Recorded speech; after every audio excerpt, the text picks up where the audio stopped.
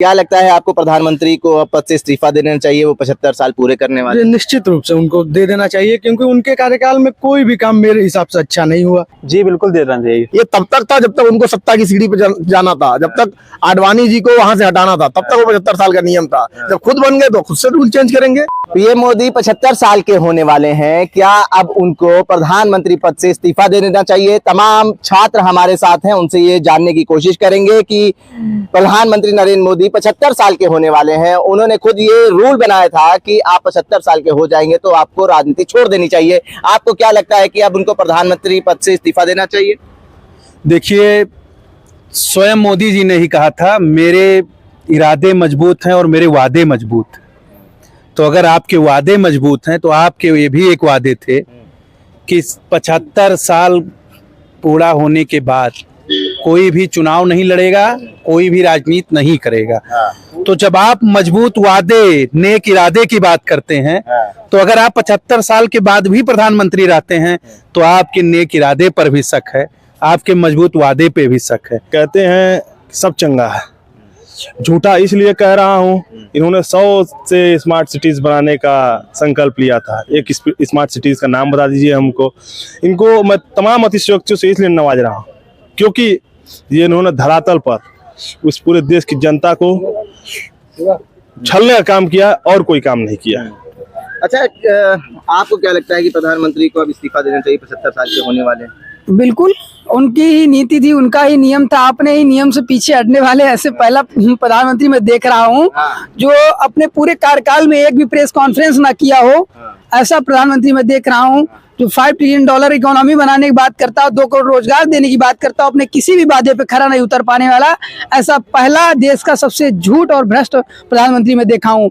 और उसका भरपूर उनका हमारे माननीय प्रधानमंत्री जी का उनके कार्यकाल में उनके झूठे वादों में अगर किसी ने भरपूर अगर साथ और मदद दिया है तो नेशनल मीडिया ने दिया है। नेशनल मीडिया ने उनकी जम के चाट उतारता है। क्या नाराजगी युवाओं के अंदर है? आप तो कह रहे चलिए ठीक है, उनका रूल था, इस्तीफा दे देना चाहिए, लेकिन इतनी नाराजगी क्यों है प्रधानमंत्री नरेंद्र मोदी के लिए? आप लोग युवाओं को क्या कि रोजी रोटी सस्ती हो, दवा पढ़ाई मुफ्ती हो। हम तो ये चाहते हैं, हम तो शिक्षा फ्री चाहते हैं, हम तो रोजगार चाहते हैं। हम कब कहे, हम तो युवा है, आज विश्वविद्यालयों में पढ़ रहे हैं। आप देखिए, छात्र संघ गरीब छात्रों की नर्सरी थी, छात्र संघ को आपने बंद कर दिया, छात्र संघ चुनावों में ताला लगाने का काम किया। आप बताइए, आपकी सरकार में कई मंत्री विधायक आज ऐसे बने बैठे हैं, डिप्टी सीएम भी आज होंगे उत्तर प्रदेश की, देख लीजिए। कई ऐसे मुख्यमंत्री और बने हैं जो छात्र संघ की नर्सरी से निकल के आए, जो गरीब वंचित परिवारों से थे, आज वो बड़े बड़े पदों पर हैं क्योंकि छात्र संघ नर्सरी थी एक उनकी, छात्र संघ राजनीति की नर्सरी थी, उससे शुरुआत की है। लेकिन आज छात्र संघ चुनावों को ही बंद कर दिए। जहां जहां सरकार आपकी बनती जा रही है, आप छात्र संघ चुनावों को बंद कर दे रहे हैं। क्या लगता है आपको प्रधानमंत्री को अब पद से इस्तीफा दे देना चाहिए? वो 75 साल पूरे करने वाले। निश्चित रूप से उनको दे देना चाहिए, क्योंकि उनके कार्यकाल में कोई भी काम मेरे हिसाब से अच्छा नहीं हुआ। महंगाई इतनी ज्यादा बढ़ गई है, फीस लगातार बढ़ रही है विश्वविद्यालयों में, कोई काम तो मेरे हिसाब से अच्छा नहीं हुआ। पेट्रोल डीजल 100 छू रहे हैं, तो उनको दे देना चाहिए निश्चित रूप से। जब इनकी सरकार बनने वाले संघर्ष कर रहे थे ये लोग, तो ये कह रहे थे कि सबके अच्छे दिन आने वाले हैं, लेकिन इन्होंने ये स्पष्ट नहीं बताया कि इनके खुद के अच्छे दिन आने वाले हैं। उस समय इन्होंने वादा किया कि सबके अच्छे दिन आएंगे, सबको नौकरी मिलेगी, महंगाई कम होगी। लेकिन आज हम लोग यहाँ खड़े हैं और हम लोग सब देख रहे हैं कि महंगाई कहाँ पहुंच चुकी है। यार, महंगाई बढ़ी है तो आमदनी भी बढ़ी है, और सरकार रोजगार मुहैया करा रही है, रोजगार मेलों का आयोजन कर रही है, और विदेश भी भेजा जा रहा है सरकार द्वारा। देखिए, आमदनी तब बढ़ती है जब लोगों के हाथ में रोजगार हो। अगर रोजगार होता तो छात्र आज सड़क पे आंदोलन ना कर रहे होते। मैं बात अगर कहूं तो सुपर टेट पेपर 2018 के बाद उत्तर प्रदेश में सुपर टेट की भर्ती ही नहीं हुई है।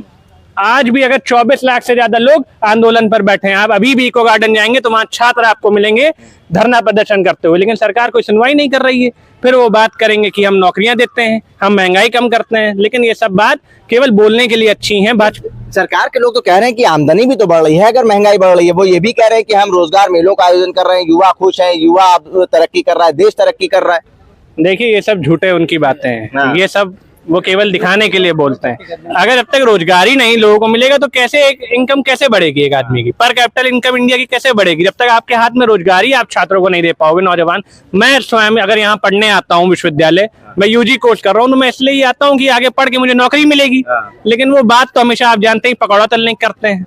वो हम नौजवानों के लिए तो करते हैं कि पकौड़ा तलो, और रोजगार पाओ। अभी माननीय हमारे मुख्यमंत्री योगी आदित्यनाथ जी ने बयान दिया कि इलाहाबाद में प्रयागराज में पढ़ रहे छात्रों ने गाड़ी चलाकर अपनी गाड़ी का दाम निकाल लिया। अरे वो वहाँ गाड़ी चलाने नहीं गए थे, वो वहाँ तैयारी करने गए हैं, वहाँ वो पढ़ाई करने गए हैं, उन्हें भी आगे सिविल सर्वेंट की तैयारी करनी है। लेकिन अवसर जो है वो सरकार द्वारा ही मिला ना, इतना बड़ा कुंभ का आयोजन कर दिया, इतने पैसे कमा लिए उन लोगों ने, तो छात्रों के लिए नाविक ने भी 30 करोड़ रुपए कमा लिए। तो आप इसको फिर रोजगार बोलेंगे? अगर वो गाड़ी चलाकर एक नौजवान अपना कुछ वो क्या कह रहे हैं आप? उस पर तो कानून में बहुत से मुकदमे लगे हुए थे उस पूरे परिवार पे। और रही बात जिसे कहते हैं रोजगार दे देंगे, सरकार रोजगार छीनती है। कैसे छीन रही है, आप कैसे बिल्कुल छीन रही, जैसा महाकुंभ का मेला लगा है, आपने देखना है कि एक समुदाय के लोगों को जो है कहानी दुआने लगा दी थी। और फिर जिसे कहते हैं धार्मिक कोई चीजें होती है तो मुख्यमंत्री के कहते हैं क्षेत्र के आधार पर भेदभाव करते हैं।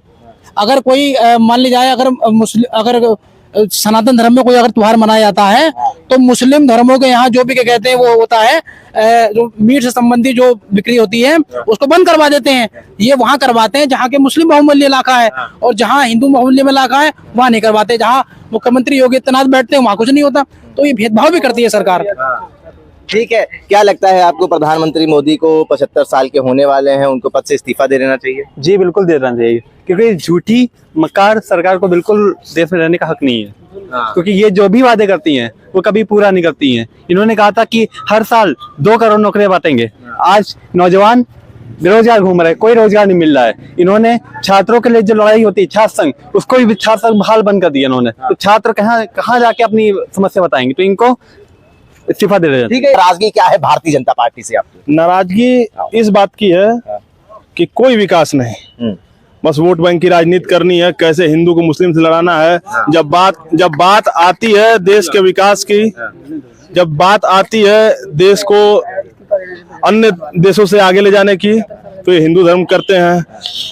बात आज की होगी, खोद के लाएंगे नेहरू को, बात आज की होगी, खोदेंगे औरंगजेब को। आप क्या किए आप उसका हिसाब दीजिए, आप क्या कर रहे हैं, आप क्या करने जा रहे हैं उसका हिसाब दीजिए। हम लोगों को आपसे सवाल पूछते हैं कि आप अपने 12 साल के कार्यकाल में और प्रदेश के कार्यकाल में जितने कार्यकाल कितना काम किया, कितना युवाओं को रोजगार दिया, कितना भर्तियां निकाली, कितना प्रॉपर वैकेंसियां हुई हैं जिसमें कोई पेपर लीक नहीं हुए, जिसमें कोई धांधली नहीं पकड़ी गई, सारी भर्तियां। देशद्रोह का मुकदमा चलेगा अगर पेपर लीक में कोई पकड़ा जाता है? देशद्रोह का मुकदमा उनके ऊपर चलता है जो निचले स्तर के कर्मचारी होते हैं, जो ऊपरले स्तर के घोटालेबाज होते हैं उन लोगों को वैसे ही छोड़ दिया जाता है। सब सत्ता संरक्षित लोग होते हैं जो घोटाला करते हैं, करवाते हैं, और निचले स्तर के लोग सारा चीजें मर दिया पे कार्रवाई होती है। आप सभी ये जानेंगे कि पीएम मोदी 75 साल के होने वाले हैं, उन्होंने ही रूल बनाया था कि अब 75 साल के होने के बाद राजनीति को त्याग देना चाहिए।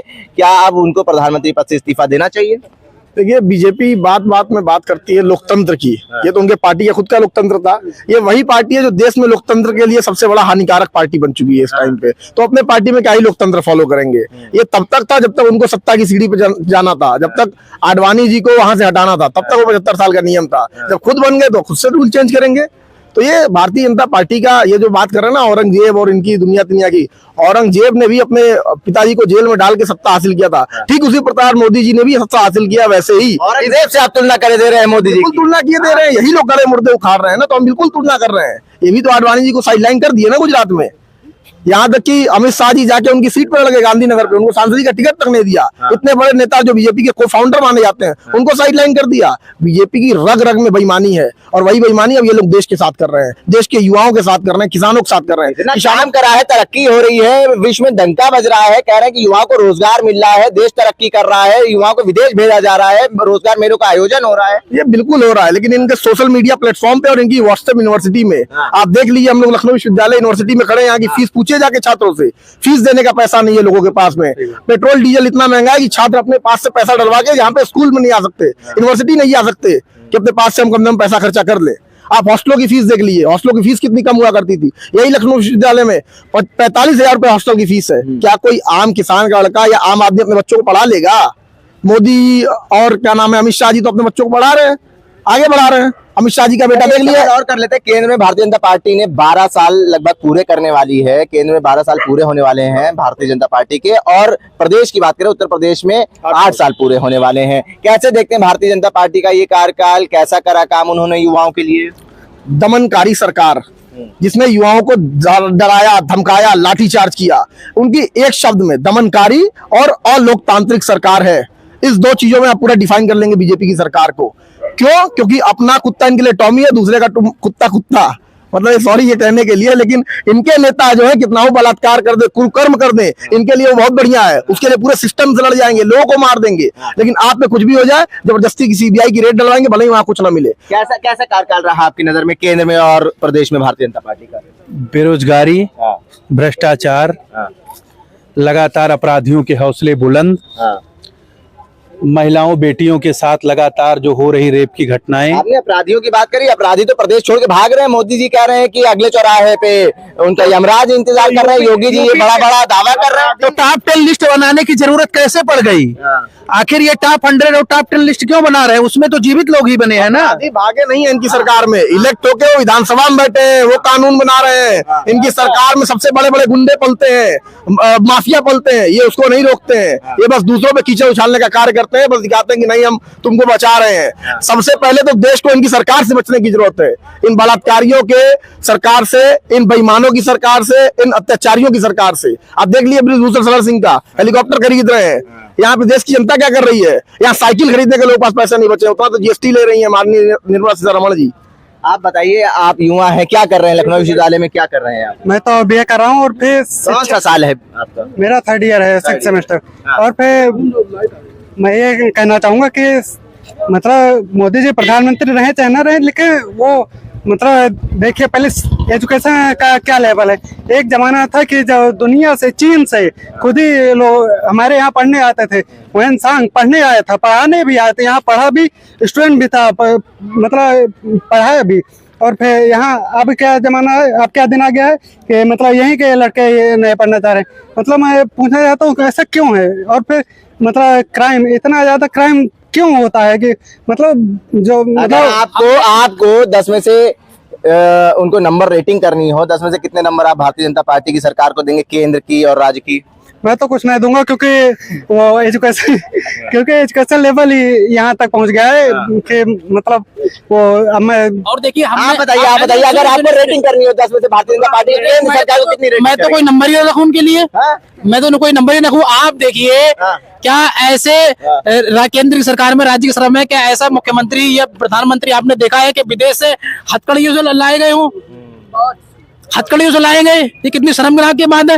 और जो है, और मोदी जो है वहां जाकर, अमेरिका जाकर ट्रम्प से कहते हैं मुलाकात करते हैं, ट्रम्प से बात करते हैं और उनसे कोई प्रश्न नहीं पूछते हैं। तो ये एक बेकार जो है सरकार रही है अब तक की। और मुझे लगता है आओ को भी कोई इनका कोई सकारात्मक निर्णय मुझे कोई लगता नहीं। ये ऐसा दिन आ गया है कि मतलब ये देश में रहना नहीं चाहते, वोट लेंगे देश के लोगों का और फिर रहेंगे विदेश, कभी अमेरिका, कभी इजराइल, कभी कहीं पहुंच, मतलब देश में रहना ही नहीं। 80% दिन इनका अगर देखा जाए तो मतलब 5 साल कह रहे हैं। हाँ सब ये तो यहाँ पे तमाम छात्र थे जो युवा है और कहते हैं युवा देश का भविष्य होता है। उनसे ही हम जानने आए थे, प्रधानमंत्री नरेंद्र मोदी के 75 साल पूरे हो रहे हैं, क्या उनको अब प्रधानमंत्री पद से इस्तीफा दे देना चाहिए? तमाम छात्रों का ये कहना है कि पीएम मोदी को अब प्रधानमंत्री पद से इस्तीफा दे देना चाहिए। उन्होंने रूल बनाया था कि 75 साल बाद राजनीति को त्याग देना चाहिए। वो 75 साल पूरे करने वाले हैं, तो पीएम मोदी को अब प्रधानमंत्री पद से इस्तीफा दे देना चाहिए। उल्टा चश्मा के लिए आकिब मिराज खान।